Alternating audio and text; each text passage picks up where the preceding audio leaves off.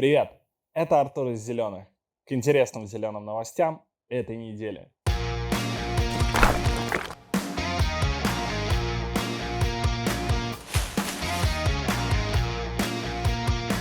Удивительно, но первая новость нашего выпуска будет не про фекалии. Впрочем, лучше она от этого не становится. Жители Тюмени жалуются на удушающий запах гари. Как оказалось, на птицефабрике «Боровская» выявили птичий грипп. Уже хорошо, не правда ли? И теперь массово избавляются от зараженных тушек. Из-за этого весь город окутал смог и запах жженых перьев. Видео вы можете видеть сейчас на экране. Район Новопатрушева. Задыхаемся в дыму, жгут курей, а нам как дышать нечем. Кто-нибудь, власти, отреагируйте. Запах чувствуется уже более 1,5 недели. На предприятии уничтожили свыше 3 миллионов куриц, осталось сжечь еще около миллиона. Замеры показали, что содержание диоксида серы и сероводорода превышено на 40%.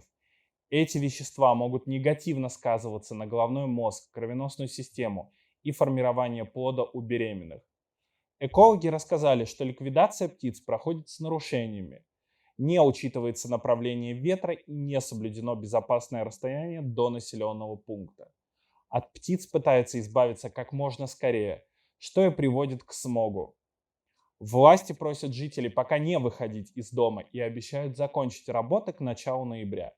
Но местные жители недовольны и требуют перестать травить людей. И теперь жители задаются, в общем-то, весьма логичным вопросом. А как вообще дожить до ноября? Есть такая блогерка Татьяна Баулина из Москвы, которая ведет блог об охоте. Почти 11 тысяч подписчиков, различные посты о путешествиях. И вот недавно Татьяна приехала на Алтай. Красота Алтая произвела на нее впечатление, и она внесла свой вклад в природу Алтая, убив козерога и выложив фоточку в инсту. Ведь это так весело убивать зверей, не правда ли? И ведь всем очевидно, что речь идет не об охоте для пропитания, а об охоте, просто для удовольствия.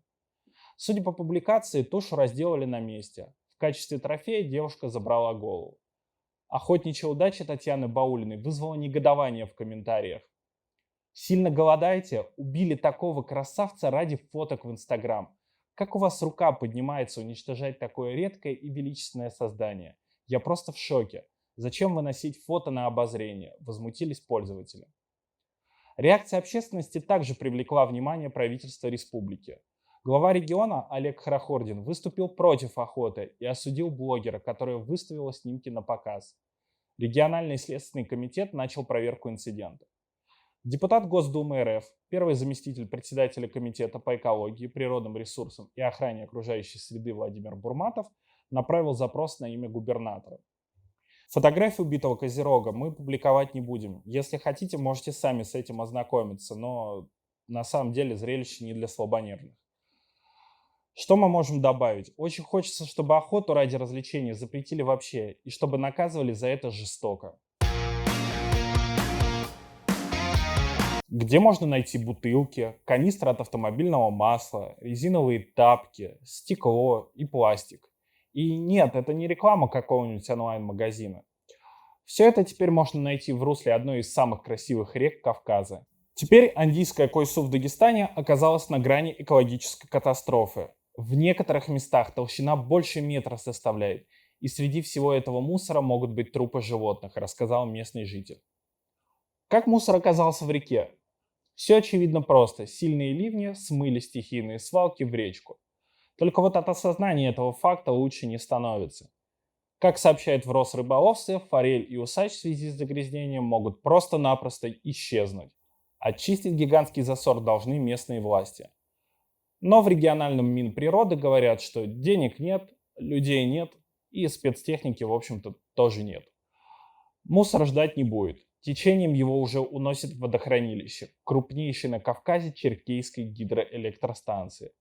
Чиновники разводят руками. С уборкой придется повременить. И это будет та самая новость, где наши комментарии излишни. Ладно, мы все о плохом, надо бы о чем-нибудь хорошем поговорить. В Астрахани стартовал экологический проект «Душа Каспия», главная цель которого — сохранение и изучение каспийского тюленя. Каспийский тюлень, если кто вдруг не знает, выглядит вот так. Не правда ли, милый? Каспийский тюлень или каспийская нерпа — один из самых маленьких тюленей планеты. Экологи и ученые всех прикаспийских государств давно бьют тревогу по поводу сокращения численности и массовой гибели каспийского тюленя. И не зря. Как сообщил глава региона Игорь Бабушкин, за последнее столетие численность тюленей сократилась более чем на 91%. Если в начале 20 века тюленей было более миллиона особей, то в 2005 уже всего 104 тысячи, и число этих животных продолжает сокращаться. Поэтому такие экспедиции очень важны. Первая экспедиция в рамках проекта по изучению и сохранению каспийского тюленя «Душа Каспия» стартует этой осенью. На самолете-амфибии ЛА-8 научная и съемочная группа пролетят вдоль российского побережья Каспийского моря по заранее построенным маршрутам. На втором этапе экспедиционная группа вместе с инспекторами Астраханского государственного заповедника выйдет в море на быстроходных катерах к острову Малый Жемчужный, чтобы установить на животных спутниковые передатчики и взять биопробы. Так что тюлень будет под защитой. И, конечно же, не забудьте поставить лайк, колокольчик и подписаться на наш канал. И да пребудет с вами Мать Природа!